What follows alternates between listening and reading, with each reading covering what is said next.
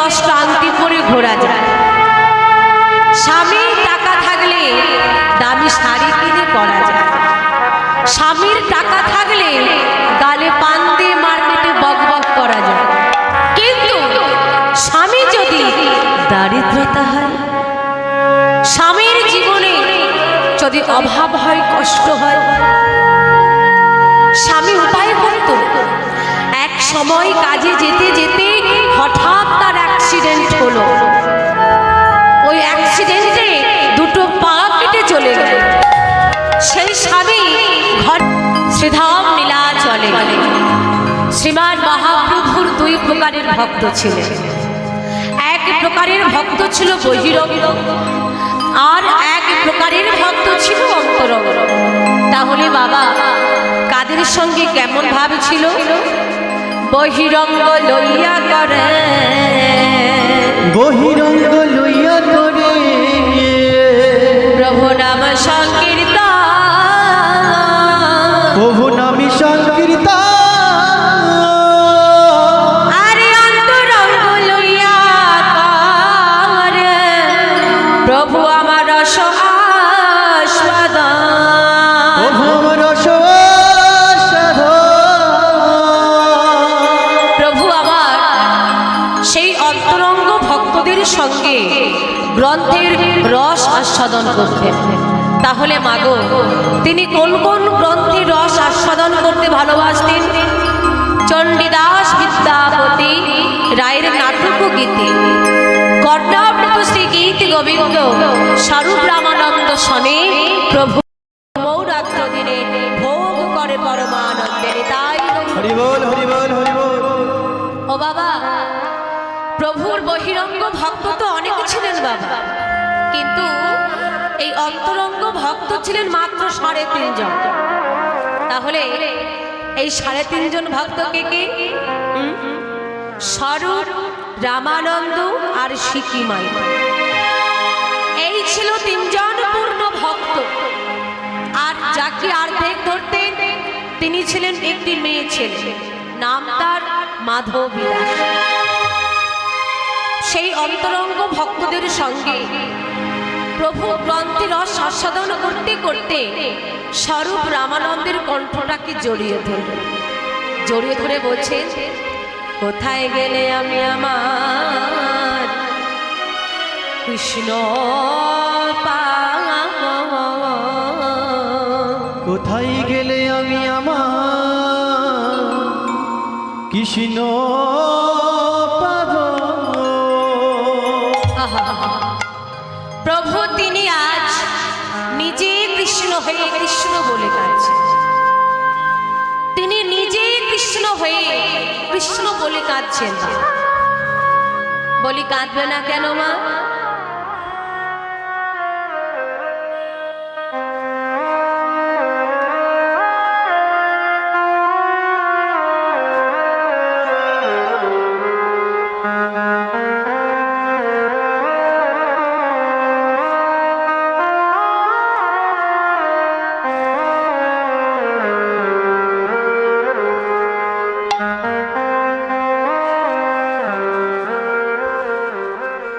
প্রভু তিনি আজ নিজে কৃষ্ণ হয়ে কৃষ্ণ বলে কাঁদছেন।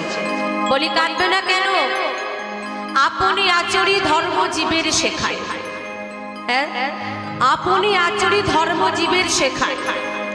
আপনি না আচরিলে ধর্ম জীবকে শেখানো না যায় কি, তাই তো? যেমন মা যখন মায়ের গর্ভে সন্তান আসে, কথাগুলো ভালো করে মন দিয়ে শোনো।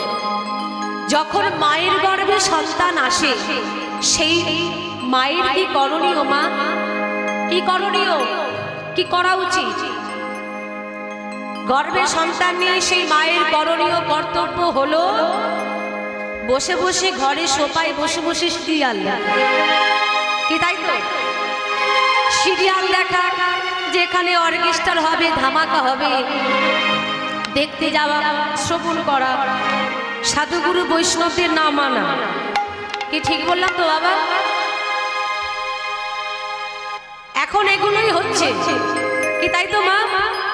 আমার সঙ্গে কথা বলবেন কিন্তু, তবে ভালো লাগবে, তবে বুঝবো আপনারা বুঝতে পারছে না আমার কথা কি? যেটা বললাম ঠিক বললাম? গর্ভে সন্তান থাকায় সেই মায়ের কি করণীয়?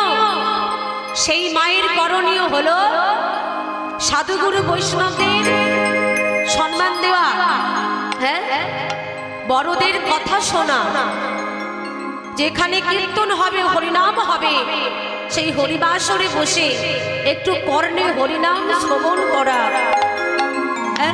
ভগবানের পূজা অর্চনা করা, কি তাই তো? কিন্তু ওসব বাদ দিয়ে যদি আমি যেগুলো আগে বললাম যদি ওসব করা হয়, কি হবে গর্ভের সন্তানটা? এখন গর্ভে সন্তান এলে আমরা কি করি মা? চলে গেলাম ডাক্তারের কাছে, কি তাই তো? এইবার ডাক্তারের কাছে গিয়ে ডাক্তার বাবু কি বললেন যে দেখো তুমি এখন মা হতে চলেছ, তো তোমার এখন ভারী ভারী কাজ টাজ করা যাবে না, কোনো কাজ করাই যাবে না, একেবারে ফুল রেস্ট। তারপর তোমার মাথায় টেনশন নেওয়া যাবে না, হ্যাঁ, তারপর তোমাকে ভালো মন্দ করে খেতে হবে, মাছ মাংস ডিম এসব খেতে হবে, তবেই গর্ভের সন্তানটা ভালো হবে। এইবার শুধু গর্ভের সন্তানটা এসেছে বলে ডাক্তারকে দিয়ে আসা হলো 500 টাকা। বাড়িতে এসে যখন বাড়ির লোকজনেরা জিজ্ঞাসা করছে, হ্যাঁ গো ডাক্তার বাবু কি বললেন? বলেছে দেখো আমায় বলেছে যে তোমার টেনশন নেওয়া যাবে না। তাই নাকি? টেনশন নিতে মানা করেছে? তাহলে শোনো, যেখান থেকে হোক ধার করে হলো আমি তোমার জন্য একটা কিনে দেব। কি কিনে দেবে? টিভি। বলে টিভি কি হবে? বলে কি আর হবে, তুমি শুধু বসে বসে দেখবে। বলে কি দেখবো? কেন সিরিয়াল দেখবে। সিরিয়াল আপনারা দেখেন তো? কে কে দেখেন হাত তুলুন দেখি। বাবাদের অবশ্য টাইম থাকে না, বাবারা কতক্ষণ ঘরে থাকে, দেখে তোমার মায়ের। সেই মা বসে বসে সিরিয়াল দেখছে। একটা ছেলের কটা করে বিয়ে, একটা মেয়ে কটা করে বিয়ে, সব নানা রকম। যদিও বা টিভিতে মহাভারত রামায়ণ দেখলে তুমি একটু কাজে লাগবে, কিন্তু ওসব বাদ দিয়ে সেই মা আমার সিরিয়াল দেখছে, সিনেমা দেখছে। এইবার বলেছে আমাকে ভালো মন্দ করে খেতে হবে, হ্যাঁ, যাই তাই খাবার খেলে হবে না। তাই নাকি? শোনো, গরিবের ছেলে তো, সপ্তাহে একবার করে হলেও তোমাকে আমি ছাগলের মাংস খাওয়া। এইবার সেই মা পেটে গর্ভে সন্তান নিয়ে ছাগলের মাংস খেল, ছাগলের রস খেল। এইবার বলুন তো মা, সেই মা যখন সন্তানটা জন্ম দেবে, সেই সন্তানটা যখন ভূমিষ্ঠ হলো, দেখা গেল মানুষের মতো সব হয়েছে, দুটো হাত হয়েছে, পা হয়েছে, সব হয়েছে, কিন্তু সব হলে কি হবে? তার জ্ঞান বুদ্ধি কেমন হবে? একেবারে জোরে বলুন, ছাগলের মতো হবে, তাই তো? তাহলে মাটি যদি ভালো হয়, কি ভালো হবে? গাছ ভালো হবে। তো মাটি যদি খারাপ হয়, গাছ কি হবে? ভালো। তাই কি বলছে? আপনি আচরণ ধর্মজীবীকে শিক্ষা দিলেন। গৌর হরি তিনি নিজে কৃষ্ণ হয়ে কৃষ্ণ বলে কাঁদছেন। কৃষ্ণ বলে কাঁদতে কাঁদতে তিনি গম্ভীরা মন্দিরকে পরিত্যাগ করলেন। ছুটে চললেন কোথায়? গম্ভীরা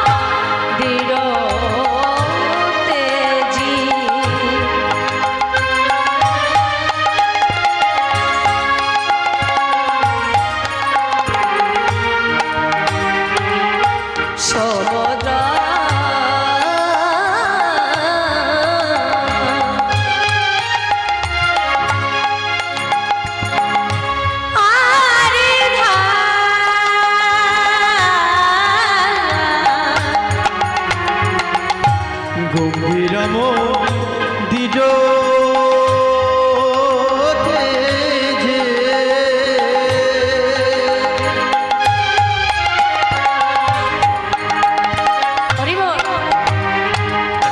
সমুদ্র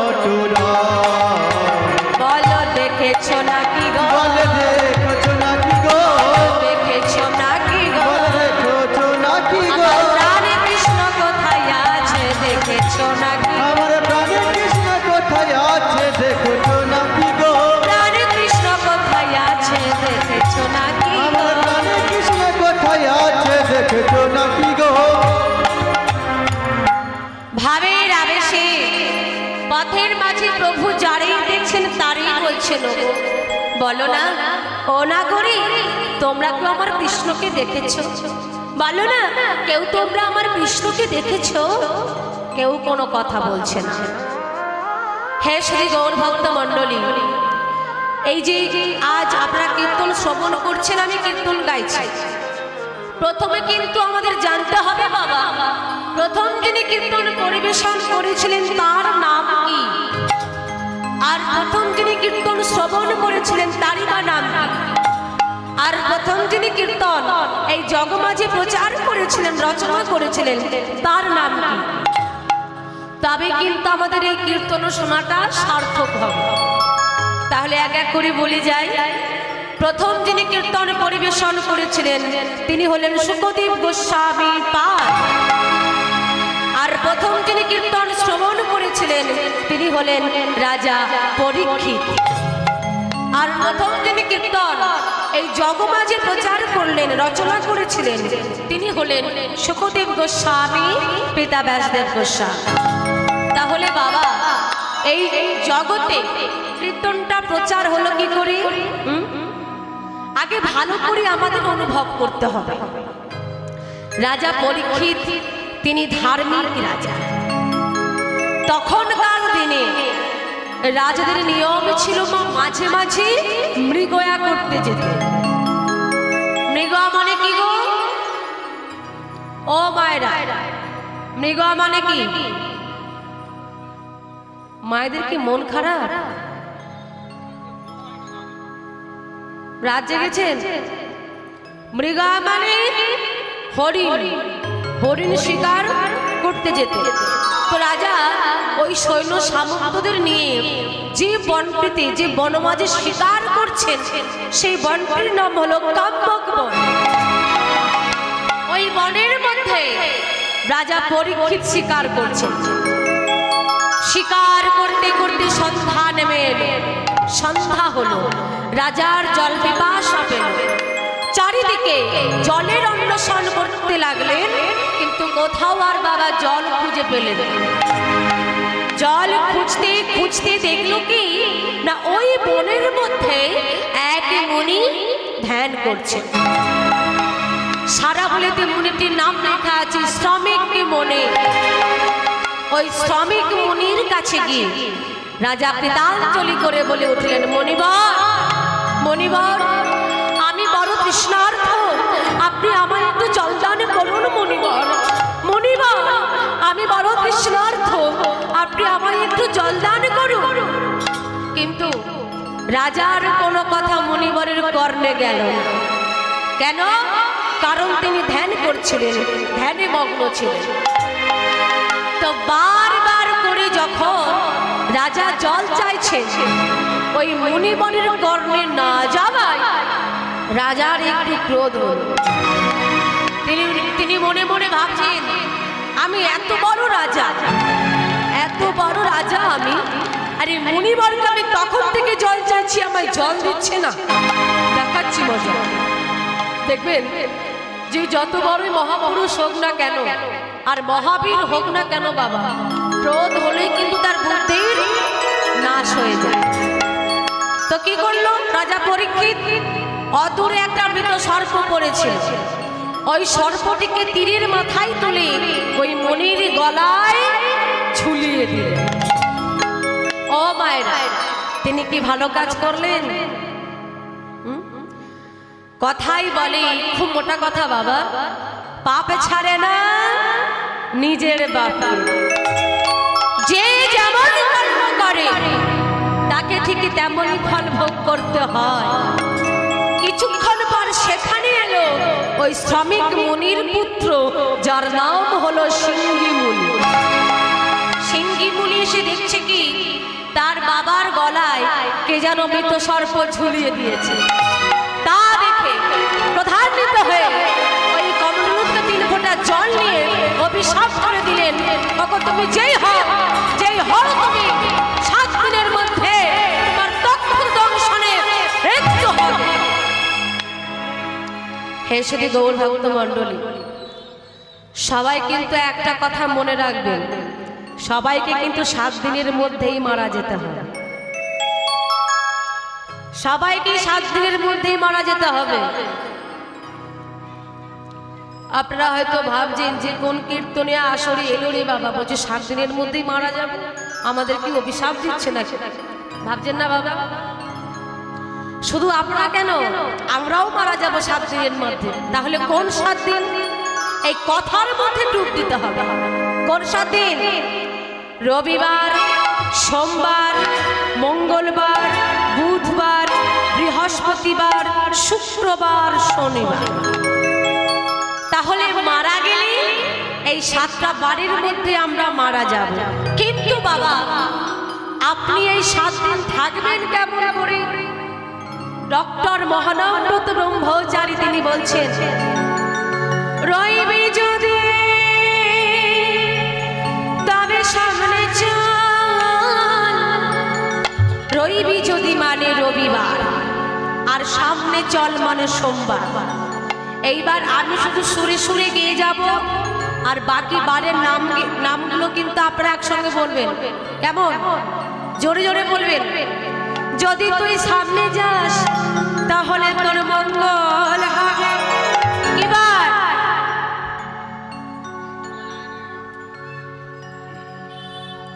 মঙ্গলবার বলতে হবে তো, যদি তোর মঙ্গল হয় তাহলে তোর বুদ্ধি বাড়বে। এবার বাবা বুধবার, যদি তোর বুদ্ধি বাড়ে তাহলে ঘরে একটি লক্ষ্মীর আগমন ঘটবে। বৃহস্পতিবার, আর যদি ঘরে টাকা পয়সা আসে তাহলে তোর সুখ হবে। এবার শুক্রবার, আর সেই সুখে যদি আমার গোবিন্দকে ভুলে যাস তাহলে কিন্তু শনিবারে রাহু রেডি হয়ে রয়েছে। তাই হরি বল, হরি বল, হরি বল। ভগবান বলছেন, আমি যেমন দিতেও জানি, সঙ্গে সঙ্গে সেগুলোকে আবার কেড়ে নিতেও জানি। এ তো ডক্টর মহানন্দ ব্রহ্মচারীর কথাই গেলাম, আবারও ফিরে আসছি আমরা সরাবরি। রাজা পরীক্ষিত যখন তিনি জানতে পারলেন যে তার পৃথিবীতে থাকার মেয়াদ মাত্র আর 7টা দিন, তিনি আনন্দে নাচতে আরম্ভ করলেন।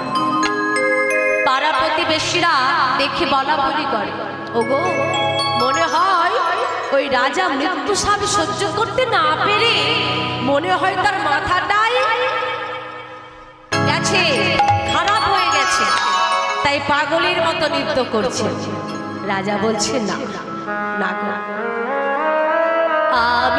আমি পাগলের মতো নৃত্য করছি না। আজ আমার মনের মধ্যে বড় আনন্দ। কেন জানো? ওগো, এই জগতে সবাই তো সব কিছুই জানতে পারে গো, কিন্তু কেউ কি জানতে পারে কবে আমি এই মায়ার সংসার পরিত্যাগ করে কবে আমি এই মায়ার সংসার পরিত্যাগ করে চার জনার কাঁধে চেপে নিজের ঘরে ফিরে যায়। ওই রাজা পরীক্ষিত মৃত্যু সাপ থেকে মুক্তি পাওয়ার জন্য শুকদেব গোস্বামী পাদের চরণতলে বসে ভাগবত কীর্তন শ্রবণ করেছিলেন। আর আপনারা যেটা শুনছেন এটা হলো হরিনাম। তাহলে কীর্তনিয়া কীর্তনের মানে বুঝে গেলাম। বলে হরিনামটা কোথায়? বলে আগে হরিনামের বানামটা ধরুন। হ রয় হস্যই দন্তে নয় আকার ম, হরিনাম। হ মানে হরণ করে, রি মানে রিপুগুলি, না মানে নাশ করে, আর ম মানে মুক্তি দেয়। তাহলে হরিনাম করলে কি হয় গো মা? হরিনাম করলে কি হয়? হরিনাম করলে ঘুম পায়। ঘুম অবশ্য পেয়ে গেছে মায়ের। হ্যাঁ, কোনো আওয়াজ বেরোচ্ছে না। ওমা ঘরে কি অশান্তি হয়েছে, ঝগড়া হয়েছে? তাহলে কি হয়েছে গো? ঠান্ডা তো আর নেই, ঠান্ডা আছে।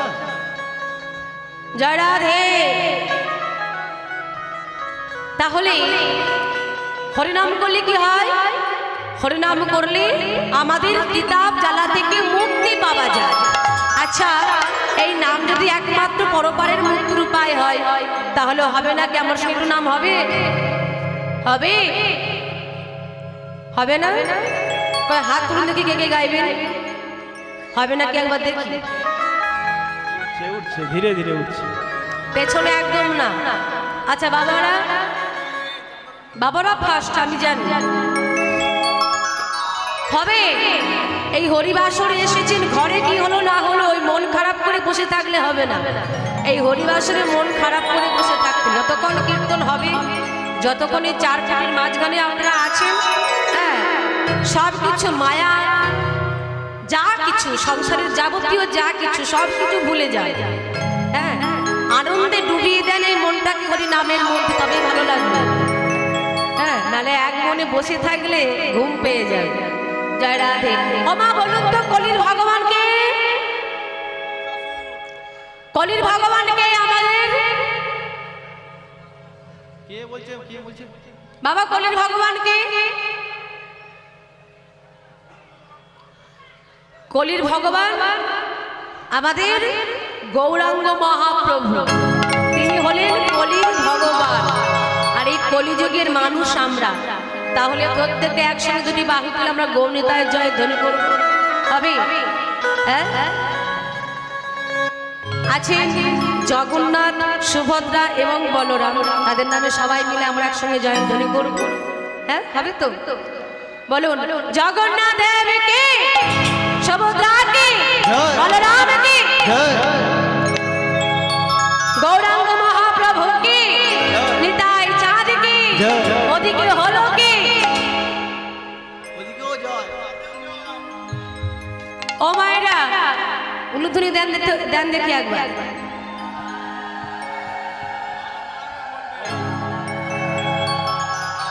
পেছনের মায়েরা দিয়েছেন? হ্যাঁ, গ্যাপ রয়ে গেলে হবে, পূরণ করতে হবে। আর একবার দেন দেখি উলুধ্বনি। হরি বল, হরি বল। একটু বেড়েছি, এরপর আরো বাড়বে, তাই তো? বাড়বে তো? জয় রাধে। সবাই মিলে হাত তুলে একসঙ্গে, সবাই হাত তুলুন। সুরধনের কিনারা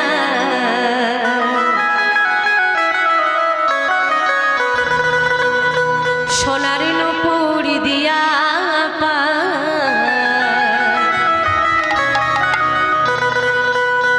নাচে নাগরি গো সুন্দর রঙ্গরা। হরি বল, হরি বল করতে সোনার বুঝিয়া পায়, নাচে না করি গো সুন্দর গৌরাঙ্গরা। সুরধনের কিনারায় সোনার বুঝিয়া পায়, নাচে না করি গো সুন্দর গৌরাঙ্গরা। আপনারা সিরিয়াল দেখেন? হ্যাঁ, ওই যে আপনারা টিভিতে সিরিয়াল দেখেন, ভালো ভালো সিনেমা দেখেন, কিসের মাধ্যমে ছবি ধরে বলেন তো? কিসের মাধ্যমে ছবি ধরে? ডিক্স অ্যান্টেনা আর তারের মাধ্যমে, তাই তো? তদ্রূপ এটাও হলো আমাদের একটা হৃদয় টেলিভিশন বাবা। এর মধ্যেও ছবি ধরাতে গেলে রয়েছে আমাদের অ্যান্টেনার তার। তাহলে অ্যান্টেনা কোনটা? হ্যাঁ, এইভাবে না, এইভাবে দেখাতে হবে। হ্যাঁ, এটা হলো অ্যান্টেনা, ভুলে গেলে চলবে না। আর তার কোনটা?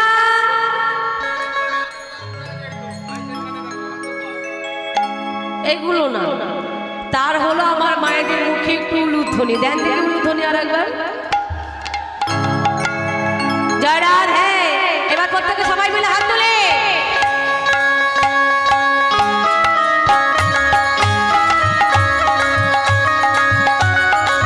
হরিবল হরিবল হরিবল।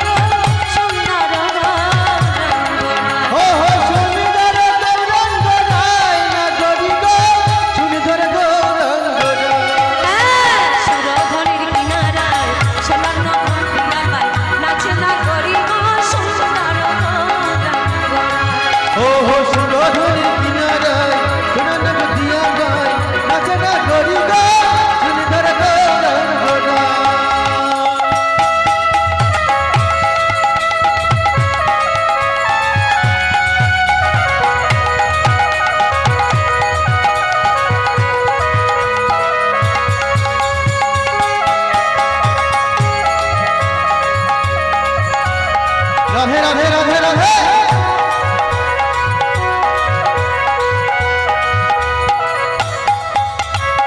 সুন্দর কপালে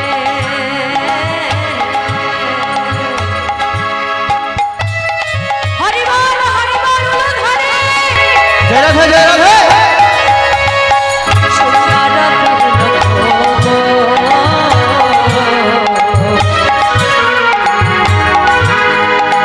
সুন্দর কপালে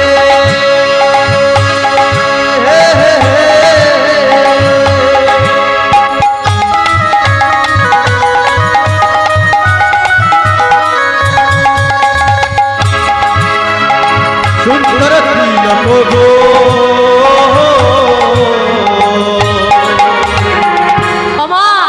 আমার গৌরীর কপালে কি আছে গো? তিলক আছে। আর কি আছে? আহা সুন্দর রেখা।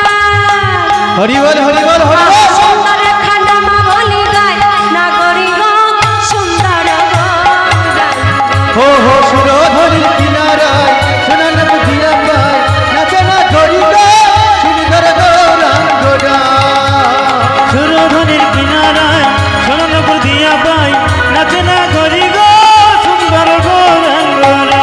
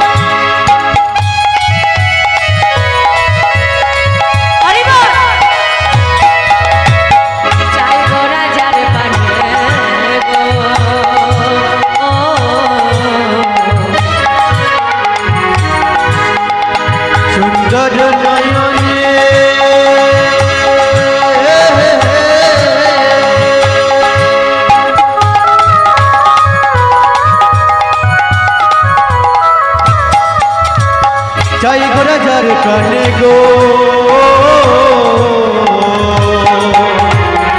বাবা আমার গৌর সুন্দর, তার সুন্দর নয়নে দিয়ে যদি একবার কারোর দিকে তাকায় তার কি অবস্থা হয়?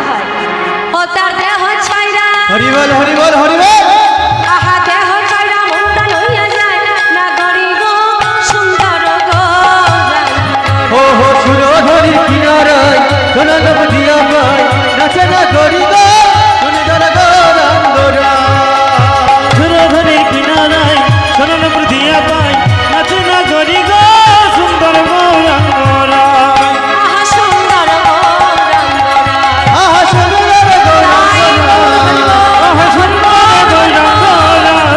আহা সুন্দর গৌরাঙ্গরা। আহা সুন্দর গৌরাঙ্গরা। আহা সুন্দর গৌরাঙ্গরা। আহা সুন্দর গৌরাঙ্গরা।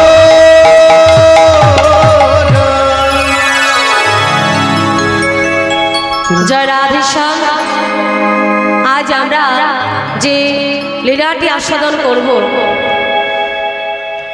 যেহেতু সামনে আমাদের জগন্নাথ দেব আছেন, তাকে নিয়ে একটা লীলা আমরা করব। জয় রাধে। আজ আমাদের আস্বাদনের বিষয় হলো ভক্ত রঘুনাথের জগন্নাথ দর্শন। আমরা এই লীলার মধ্যে জানবো প্রকৃত ভক্ত কাকে বলে, ভগবানকে কেমন ভাবে ভালোবাসলে ভগবান সেই ভক্তকে কৃপা করে, তা আমরা লীলার মধ্যে জানবো। ভক্ত গাইছে নদীর ঘাটে বসে বসে, আর সকল ভক্তকে হরি নামের মধ্যে মাতিয়ে রেখেছে। যারা স্নান করতে আসছে তাদেরকেও নামের মধ্যে মাতিয়ে রেখেছে, যারা চলে যাচ্ছে তাদেরকেও নামের মধ্যে মাতিয়ে রেখেছে। ভক্ত গাইছে বল গৌরনিতাই গৌরনিতাই গৌরনিতাই বল গৌরনিতাই বল গৌরনিতাই গৌরনিতাই গৌরনিতাই বল গৌরনিতাই। গৌরনিতাই গৌরনিতাই গৌরনিতাই বল গৌরনিতাই। বাবা, এই রঘুনাথ বলে একজন ভক্তের কথা আজ আপনারা শ্রবণ করবেন। এই রঘুনাথ যখন ছোট ছিল, ছোটবেলা থেকে জগন্নাথকে ভালোবেসে এসেছে। জগন্নাথ ছাড়া আর কিছু জানতাম না। তাদের গ্রামে এমনভাবে একদিন হরিবাসর হয়েছিল, কীর্তন হয়েছিল। ওই ছোট্ট ছেলেটি হরিনাম শুনতে যেতে চেয়েছিল, কিন্তু তার বাবা মা তাকে যেতে দেয়। তার কোমরে দড়ি দিয়ে বেঁধে রেখে দিয়েছিল তার। পরের দিনই যখন নগর কীর্তনের দলেরা শিখল করতাল বাজাতে বাজাতে এবং নাচতে নাচতে হরিনামে গাইতে গাইতে তার পাশ দিয়ে যখন সবাই মিলে সকল ভক্তরা যাচ্ছে, সেই সময় ওই কোমরে দড়ি বাঁধা অবস্থায় ছোট্ট রঘুনাথ দুটি বাহু তুলে বলেছিল, আমি ওদের মতো, আমি ওদের মতো কবে দুটো হাত তুলে হরিবল বলে জগন্নাথ দর্শন করে চলে যায়। বাবা, এই হরিনাম যদি আপনি একবারও করেন কি হবে? হরিনাম করলে কি হবে? হরিনাম করলে ভগবান আপনাকে দুহাত ভরে টাকা পয়সা দেবে। কিন্তু আপনি তৈরি থাকুন, আপনার মৃত্যুর পর আপনাকে আর নরকে যেতে হবে। তাই সেই ছোট্ট রঘুনাথ আজ কত বড় হয়ে গেছে, নদীর ঘাটে হরিনাম তো গাইছে, আর সবাইকে হরিনামের মধ্যে মাতিয়ে রেখেছে। কেমন হবে? বল গৌরনিতাই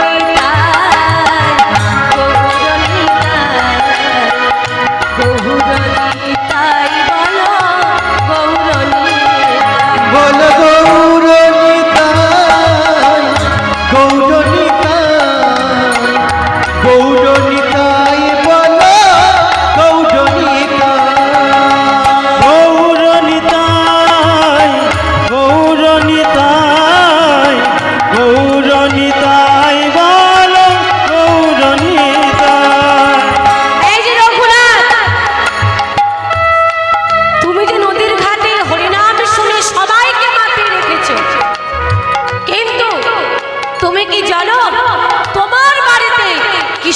সর্বনাশ হয়েছে।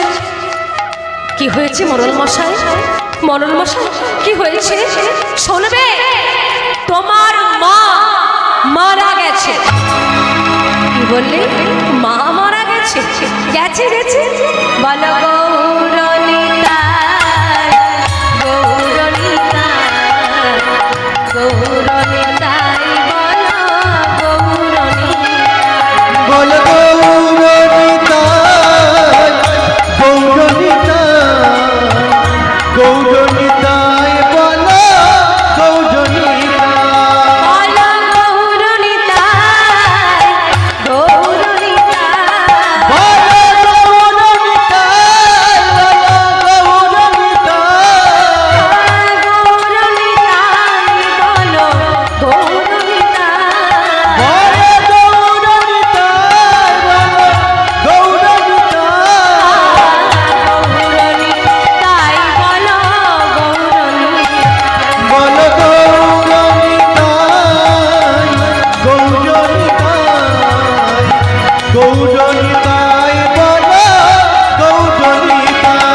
বলো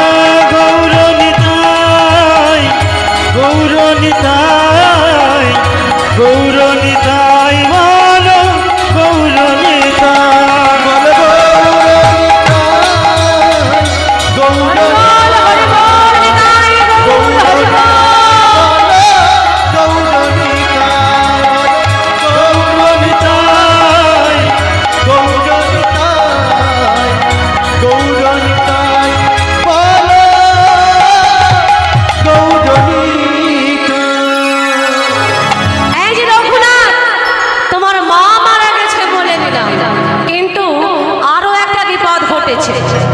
আবার কি হয়েছে মরল মশাই? শোনো, তোমার স্ত্রী অন্নপূর্ণা। হ্যাঁ মরল মশাই কি হয়েছে? কি হয়েছে আমার অন্নপূর্ণার? শুনবে, তোমার স্ত্রী অন্নপূর্ণাকে তার বাপের বাড়ি থেকে লোক এসে তাকে সারা জনমের মতো নিয়ে চলে গেছে। নিয়ে চলে গেছে কেন? কেন কেন মরল মশাই? কেন? তোমার মতো পাগলের সঙ্গে ঘর সংসার করাবে না। কারণ তুমি তার একটা কাপড় কিনে দাও না, খাওয়া পড়ার দিকে লক্ষ্য রাখো না। তাই তারা ঠিক করেছে অন্নপূর্ণার নতুন করে আবার বিয়ে দেবে। এই যে তোমার মা তো মরেছে, উপরন্তু তোমার স্ত্রী তোমাকে ছেড়ে সারা জনমের মতো চলে গেছে। অন্নপূর্ণা, অন্নপূর্ণা, তুমি আমার ছেড়ে যেতে পারো না। অন্নপূর্ণা, ফিরে এসো তুমি আমার কাছে। আমি যে তোমায় ছাড়া বাঁচবো না। অন্নপূর্ণা, তুমি ছাড়া যে আমি বড় একা। তুমি ফিরে এসো আমার কাছে। অন্নপূর্ণা, ফিরে এসো। একই রঘুনাথ, যখন বললাম তোমার মা মারা গেছে তখন তুমি কাঁদলে না, আর যেই বলেছি তোমার স্ত্রীকে তার বাপের বাড়ি থেকে লোক এসে তাকে সারা জনমের মতো নিয়ে চলে গেছে, অমনি তুমি এত কান্নাকাটি করছো। এই যে রঘুনাথ, তাহলে কি বলতে হয় তুমি তোমার মায়ের চেয়ে তোমার ওই স্ত্রীকে বেশি ভালোবাসো? মরল মশাই, বিপদে বন্ধু চেনা যায়, স্ত্রীকে চেনা যায় দারিদ্র্যতে। বন্ধুকে বিপদে চেনা যায়, স্ত্রীকে চেনা যায় দারিদ্র্যতে। স্বামী টাকা থাকলে 10 আঙুলে 10টা আংটি পরে ঘোরা যায়। স্বামী টাকা থাকলে দামি শাড়ি কিনে পরা যায়। স্বামীর টাকা থাকলে গালে পান দিয়ে মার্কেটে বকবক করা যায়। কিন্তু স্বামী যদি দারিদ্রতা হয়, স্বামীর জীবনে যদি অভাব হয়, কষ্ট হয়, স্বামী উপায় করত। এক সময় কাজে যেতে যেতে হঠাৎ তার অ্যাক্সিডেন্ট হলো। ওই অ্যাক্সিডেন্টে দুটো পা কেটে চলে গেল। সেই স্বামী ঘরের মধ্যে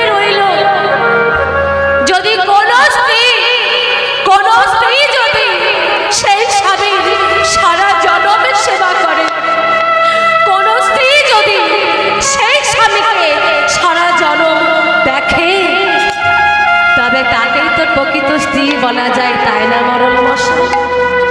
ও মরণ মশাই, আমি আমার মাকে মা বলে ডাকি না, আমি আমার স্ত্রীকে বড় ভালোবাসি।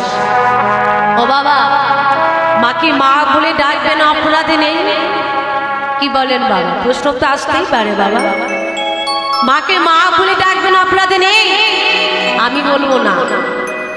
তাহলে কোন মাকে মা বলে না ডাকলে অপরাধ হয় না? কথাগুলো ভালো করে মন দিয়ে শুনতে হবে। ত্রেতা যুগে রাম যখন 14 বৎসর বনবাসে চলে গেল, ভরত ছিল মামার বাড়ি। যখন নিজের বাড়িতে ফিরে এলো, এসে দেখছে কি দাদা ঘরে নেই, মানে প্রভু রামচন্দ্র ঘরে নেই। তখন ভরত তার মাকে বলেছিল, মা দাদা কোথায় গেল? বলে, তোর দাদাকে বনে পাঠিয়ে দিয়েছি। আমার জন্য কি রেখেছ? অযোধ্যা সিংহাসন। তাহলে দেখ, তোর দাদাকে বনে পাঠাতে গিয়ে তোর বাবা মানে দশরথ মারা গেছে। দেখ, আমি তোর মা, তোর জন্য আমি রাজ সিংহাসন রেখেছি। তখন ভরত বলে উঠল, দাদাকে কত বৎসর বনে পাঠিয়েছ? বলে 14 বৎসর। শুনে রাখো একটি কথা, 14 বৎসর আমি তোমাকে মা বলে ডাকবো না, ডাকবো না, ডাকবো না। কেন কেন কেন তুই মা বলবি না? কারণ যে মা দাদার মতো দাদাকে ঘর ছাড়া করে দেয়, যে মা গ্রামে হরিবাসর হলে ছেলেকে তাড়াতাড়ি ঘুম পাড়িয়ে দেয়, যে মায়েরা বলে, ওরে ওই হরিনাম শুনে কি হবে? হরিনাম শুনলে কি আর পেট ভরবে? যা, তার থেকে বরং ঘরে গিয়ে ঘুমিয়ে পর, খাওয়া দাওয়া করে পরের দিন সকাল হলে তোর স্কুল আছে, টিউশন আছে। হ্যাঁ, যে মায়েরা সন্তানকে একটু হরিনাম শ্রবণ করতে দেয় না, যে মা সন্তানকে অধর্মের পথে ঠেলে দেয়, সেই মাকে তুমি যদি মা বলে না ডাকো, তার কোনো অপরাধ হয় না। আবার যে মায়ের মতো মা, সেই মাকে তুমি যদি মা বলে না ডাকো বাবা, তার তো অপরাধ হবেই হবে। এর উল্টো, যে মা সংসারে যতই অভাব হোক, যতই কষ্ট হোক, তবু ছেলেকে বলে, জানা বাবা হরিবাসরে কীর্তন হচ্ছে, একটু হরিনাম শুনে আয়। ওরে, আমি জানি রে বাবা, জানি তুই জীবনে অনেক কিছু করবি, আমার আশীর্বাদ সবসময় তোর মাথার উপর আছে। আমি জানি তুই জীবনে অনেক কিছু করবি, অনেক তোর লেখাপড়া করবি, চাকরি করবি, সবই করবি, কিন্তু বাবা একবার হলো কর্ণে হরিনাম শ্রবণ করে আয়। হরিনাম ছাড়া যে জগতে আমাদের গতি নাই। যা, শত কষ্টের মধ্যেও একবার হলো তুই কর্ণে হরিনাম শ্রবণ করে আয়। যে মা সংসারে যতই অভাব হোক বাবা, যতই কষ্ট হোক, যতই দুঃখ হোক, যে মা সন্তানকে ধর্মের পথে ঠেলে দেয়, সেই মাকে তুমি যদি মা বলে না ডাকো, তার অপরাধ হবেই হবে। মরল মশাই, আমি আমার মাকে মা বলে ডাকি না, আমি আমার স্ত্রীকে বড় ভালোবাসি। কেন জানেন? তাহলে শুনুন। জানেন আমার স্ত্রী অন্নপূর্ণার কেমন গুণ? শুনুন তাহলে। একদিন আমি রাত্রিতে শয়নে আছি, আর আমার স্ত্রী অন্নপূর্ণা আমার চরণ দুখানি ধরে বলছে, স্বামী তুমি এত বড় হরিভক্ত, স্বামী এত বড় কৃষ্ণ ভক্ত, তুমি সদাই তোমার মুখে হরি কথা, কৃষ্ণ কথা, হরিনাম শুনিয়ে তুমি জগৎ জীবকে শুনিয়ে মাতিয়ে রাখো। স্বামী গো,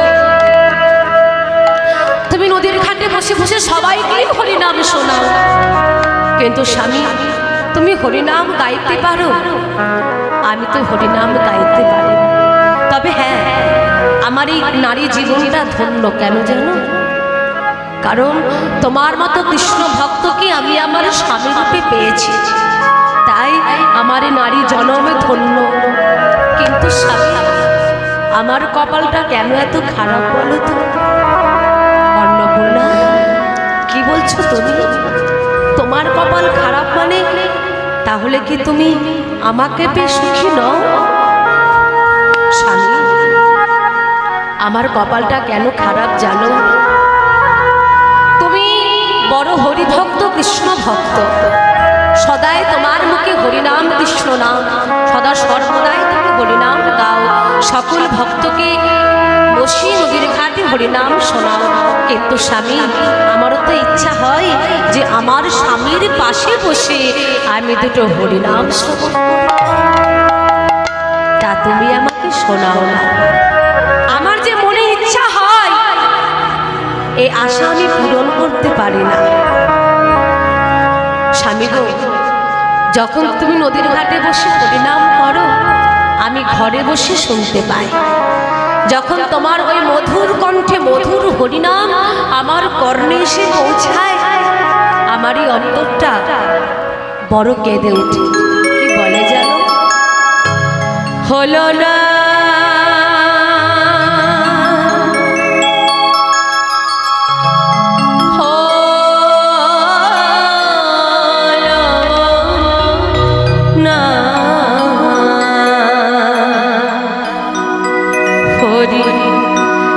বলা হলো না,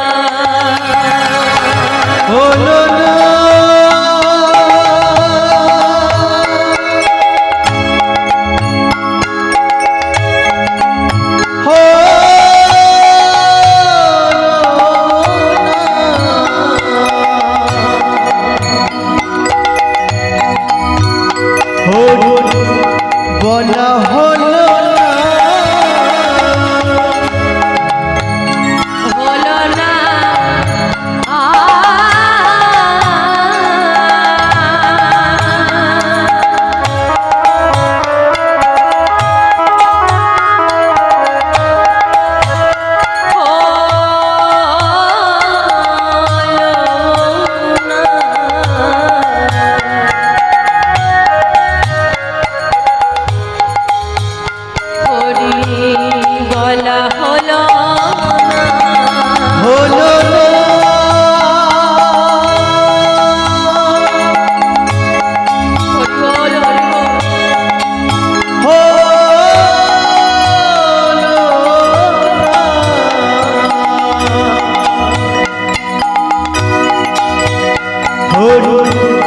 বলা হলো না,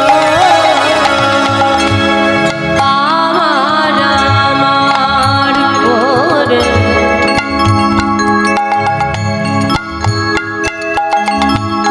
করি কত অহংকার,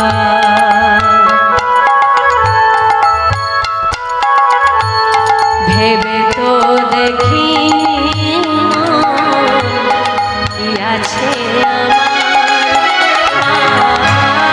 আমার আমার করে করি কত অহংকার, ভেবে তো দেখিনি মন কি আছে আমার।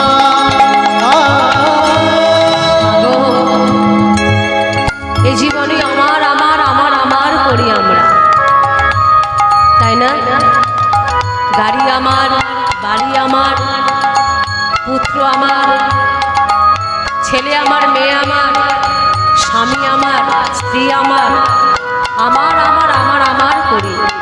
কিন্তু এটা আমরা কেউ মনে রাখি না, জেনেও অজানার মতো কাজ করি যে যখন আমি পৃথিবীতে এসেছিলাম সঙ্গে করে কিছু নিয়ে এসেছি, যখন চলে যাব সঙ্গে তোমার কেউ যাবে না, কিছু নিয়ে যাব না। আমরা যেমনভাবে এসেছিলাম সেইভাবেই খালি হাতে চলে যাব। বাবা, এই যে আমরা আমার আমার আমার আমার করি, একবার ভেবে দেখুন তো, এই পৃথিবীতে কে আমার? কেউ আমার নয়।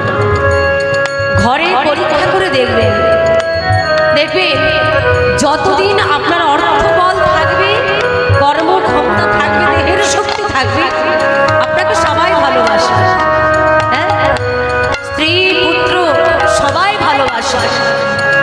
যখন আপনার অর্থবল থাকবে না, কর্ম ক্ষমতা থাকবে না, দেহের শক্তি থাকবে না, আপনি যাদের সবাইকে যার নিজের প্রাণের থেকেও বেশি ভালোবাসতেন তারাও আপনাকে ভালোবাসবে না।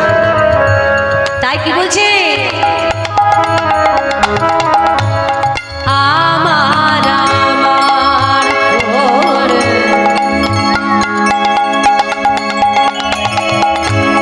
করি কত অহংকার,